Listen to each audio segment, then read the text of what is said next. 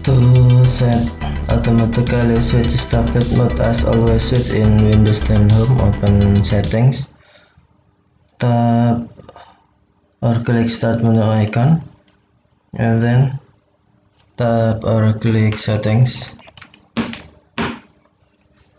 Select System, select tablet mode. On when this device automatically switches tablet mode on or off, tap drop-down menu, then select Don't Ask Me and Always Switch. Thank you for watching. Have a nice day.